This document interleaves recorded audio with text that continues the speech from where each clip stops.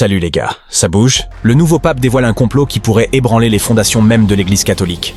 Quand vous dites que nous devons nous battre, qui combat ces bêtes? L'histoire commence avec Thomas Lawrence, le doyen du collège des cardinaux, qui arrive après avoir appris le décès du pape. Il rencontre rapidement le cardinal Bellini, qui exprime le désir d'obtenir le jeu d'échecs du défunt pape. Se remémorant leurs parties ensemble, Thomas lui demande qui gagnait le plus souvent, et Bellini avoue qu'il n'était pas particulièrement doué aux échecs. Curieux des circonstances entourant la mort du pape, Thomas interroge Bellini, qui explique qu'il a succombé à une crise cardiaque. Ils avaient remarqué des signes avant-coureurs, mais craignaient que des fuites ne suscitent des rumeurs sur une éventuelle démission. Thomas cherche alors à obtenir des informations auprès du proche confident du pape, car ils doivent préparer une déclaration complète. Wozniak explique qu'il a découvert le corps et a immédiatement appelé le médecin personnel du pape. Il aurait informé Thomas plus tôt, mais Tremblay lui avait conseillé d'attendre que tous les détails, y compris les dossiers médicaux, soient réunis. Ils débattent alors de la possibilité de divulguer l'emploi du temps complet du pape ce jour-là. Tremblay s'y oppose, craignant que cela ne laisse penser qu'ils avaient accablé un homme âgé et fragile. Cependant, un autre suggère que cela pourrait plutôt souligner l'immense responsabilité portée par une personne de cet âge. Thomas est ensuite informé qu'il lui revient désormais de diriger le conclave. 3 semaines plus tard, à la veille du conclave, Thomas s'affaire à tout vérifier pour cet événement majeur. On lui rappelle l'importance d'un dernier contrôle du vitrage pour éviter toute écoute clandestine par vibration. Thomas espère que personne ne se sentira claustrophobe dans cet environnement clos. Il se demande s'ils termineront les préparatifs à temps, mais on le rassure qu'ils travailleront toute la nuit si nécessaire.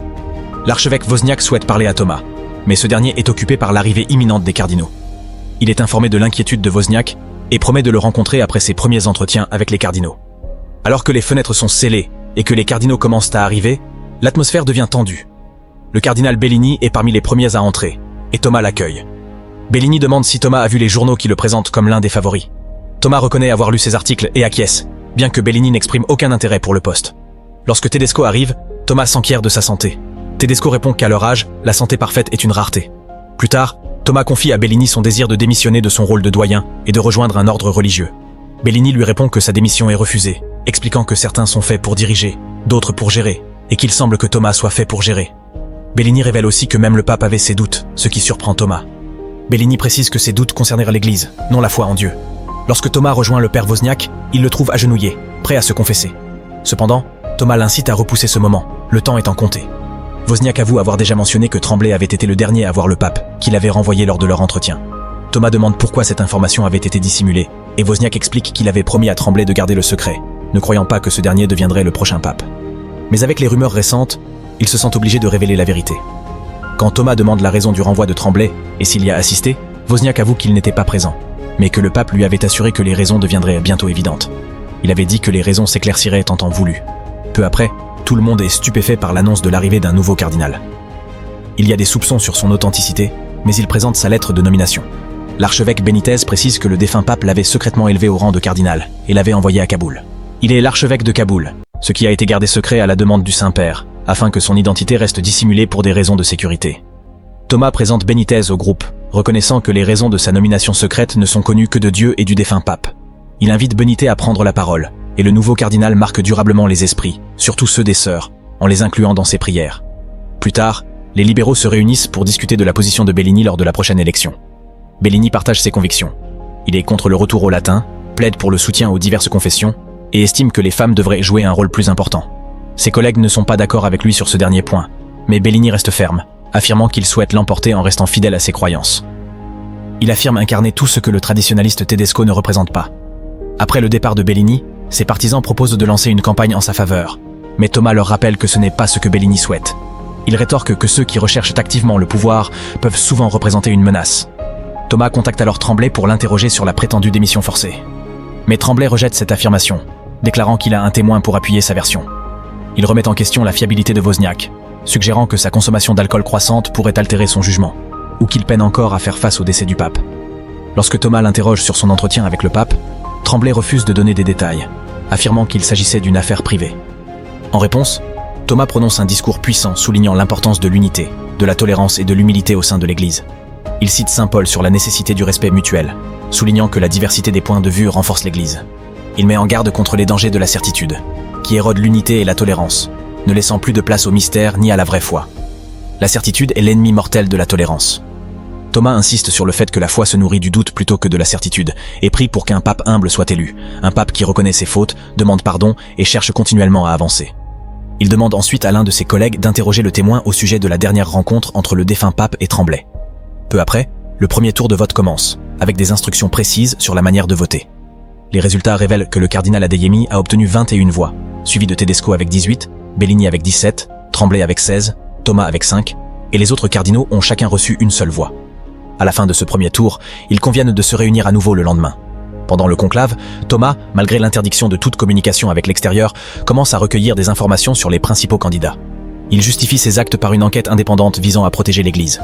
Il explore les antécédents du cardinal Benitez, découvrant des détails sur ses missions passées et un problème de santé. Thomas charge Monseigneur d'approfondir ses recherches, pensant que ces informations pourraient influencer l'élection. Lorsque Monseigneur interroge le témoin sur l'éligibilité de Tremblay, celui-ci confirme qu'aucun obstacle n'empêche le cardinal Tremblay d'accéder à la papauté. Cependant, lorsqu'il mentionne avoir vu un document et tente de révéler d'autres informations, il déclare que le rapport a été retiré. Les associés de Thomas sont déçus par la 3e place de Bellini, eux qui espérèrent sa victoire. Il les rassure en disant qu'il a peu d'influence dans son rôle actuel et que plusieurs tours de vote restent à venir. Dans une conversation avec Benitez, ce dernier lui confie qu'il a voté pour Thomas. Cependant, Thomas révèle son intention de démissionner de son poste de doyen après le conclave. Lorsque Benitez lui demande si cette décision est due à une crise de foi, Thomas admet qu'il ne se sent pas digne de la fonction papale. Plus tard, Thomas s'entretient avec Bellini, qui lui reproche de ne pas l'avoir soutenu plus fermement.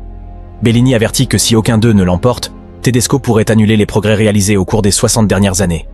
Thomas fait remarquer qu'Adeyemi est également un candidat crédible, mais Bellini insiste sur le fait que sa position contre l'homosexualité est problématique et exhorte Thomas à prendre parti. C'est une guerre, et tu dois choisir ton camp. Bellini soupçonne Thomas de vouloir la fonction pour lui-même, bien que ce dernier le nie. Lors du 2e tour de scrutin, Tedesco arrive en tête avec 35 voix, suivi d'Adeyemi avec 34, Tremblay en a 16, Bellini 18, Thomas 9 et Benitez seulement 2. Un autre tour voit Adeyemi obtenir 52 voix, Tedesco 30, Tremblay 10, Bellini 9, Thomas 5 et Benitez aucune. Alors que les votes se poursuivent au conclave, une scène éclate à la cafétéria lorsqu'une des religieuses provoque une agitation avec le cardinal Adeyemi. Thomas se rend sur place pour enquêter, et sœur Agnès tente de l'empêcher de parler à une autre religieuse, mais il insiste sur l'importance de l'entretien. Thomas interroge ensuite la religieuse, qui révèle avoir eu un enfant avec le cardinal Adeyemi lorsqu'elle avait 19 ans, et lui, 30. Thomas confronte Adeyemi, qui affirme d'abord qu'il s'agit d'un complot visant à nuire à sa campagne. Quelqu'un a amené cette femme ici et mis en scène ce mélodrame. Il reconnaît que leurs actes remontent à leur jeunesse, bien que Thomas souligne que seule elle était jeune. Adeyemi avait déjà 30 ans à l'époque. Thomas lui dit qu'il gardera le silence, mais Adeyemi pense qu'il a encore une chance. Cependant, Thomas refuse de lui donner de faux espoirs et explique que les rumeurs le concernant suscitent une peur importante et se propageront rapidement. Il exprime ses regrets, reconnaissant qu'Adeyemi est un homme respectable, mais lui dit « Tu ne seras jamais pape ». Il n'est pas apte à devenir pape et doit repartir de zéro. Au 5e tour de vote, les rumeurs sur Adeyemi se sont largement répandues, rendant difficile l'obtention de soutien. Le cardinal Tremblay arrive en tête avec 40 voix, mais aucun candidat n'atteint la majorité des 2 tiers requises, et il est décidé de reprendre le scrutin le lendemain. Entre-temps, Thomas découvre que le cardinal Benitez avait un rendez-vous médical en Suisse qui a été annulé. Bellini approche Thomas, et constatant que la victoire semble improbable, propose qu'ils envisagent de soutenir Tremblay. Plus tard, Thomas s'adresse au cardinal Benitez et lui demande de cesser de voter pour lui et d'encourager plutôt ses partisans à voter pour Tremblay.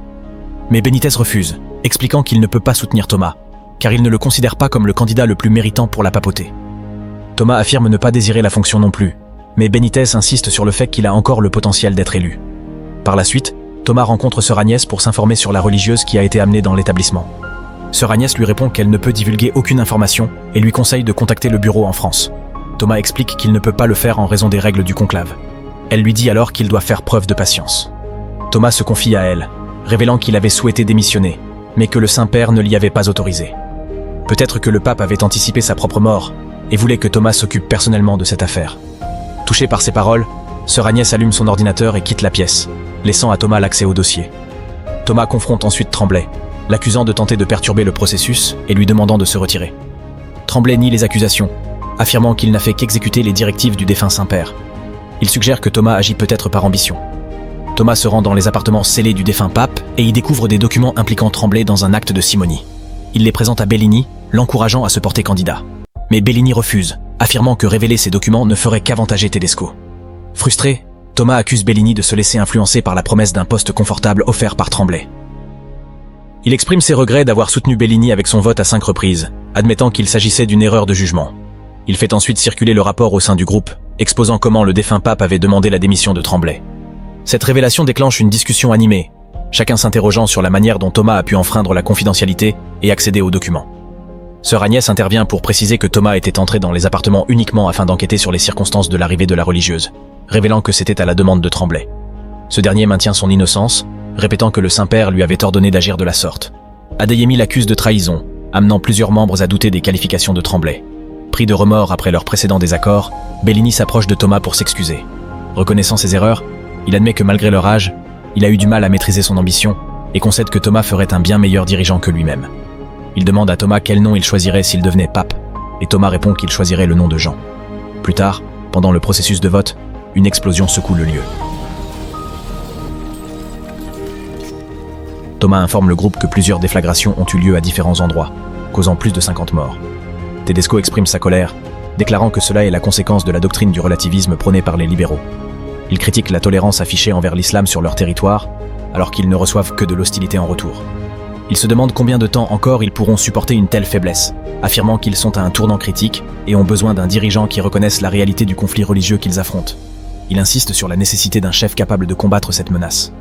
En réponse aux propos de Tedesco, Benitez partage son expérience de service dans certaines des régions les plus dangereuses. Il soutient que la violence ne résout rien, qu'elle ne fait qu'engendrer davantage d'effusion de sang. Il mentionne qu'il s'agit peut-être de sa première et de sa dernière visite ici, tout en soulignant à quel point les préoccupations des autres lui paraissent désormais dérisoires.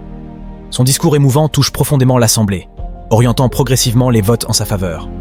Lors du tour suivant, Benitez obtient la majorité des 2/3 et est élu nouveau pape.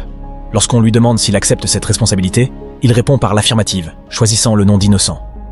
Thomas ressent une grande joie à cette nouvelle, mais elle s'estompe rapidement lorsque Monseigneur s'approche de lui avec une information troublante concernant Benitez. Monseigneur avoue avoir d'abord cru que c'était un détail sans importance, mais se sent désormais obligé d'en parler à Thomas. Il révèle avoir reçu des informations de la clinique concernant l'historique médical de Benitez. Il s'avère que le défunt pape avait financé une intervention médicale annulée pour le cardinal Benitez, une hystérectomie laparoscopique. Thomas comprend que si cette information venait à être divulguée, elle pourrait forcer Benitez à démissionner. Déterminé à tirer cela au clair, Thomas rend visite à Benitez et l'interroge sur la situation. Benitez explique qu'il ignorait sa condition jusqu'à ce qu'on lui retire l'appendice et que les médecins découvrent qu'il possède à la fois des organes reproducteurs masculins et féminins, qu'il est intersexe, doté d'un utérus, d'ovaires et d'un organe génital masculin. Il confie qu'il avait initialement envisagé de démissionner et que le pape avait organisé l'intervention chirurgicale. Cependant, à la dernière minute, il a décidé de conserver ses organes féminins, croyant qu'il devait s'accepter tel que Dieu l'a créé. Il fait référence à un sermon antérieur de Thomas, qui l'a profondément touché. Ému par cette révélation, Thomas décide de garder le secret de Benitez, plaçant sa loyauté envers le défunt pape au-dessus de ses propres ambitions. Il observe en silence la foule qui célèbre l'élection de Benitez comme nouveau pape. Merci d'avoir regardé, et à la prochaine. Abonnez-vous et activez les notifications pour voir plus de vidéos comme celle-ci. Merci d'avoir regardé.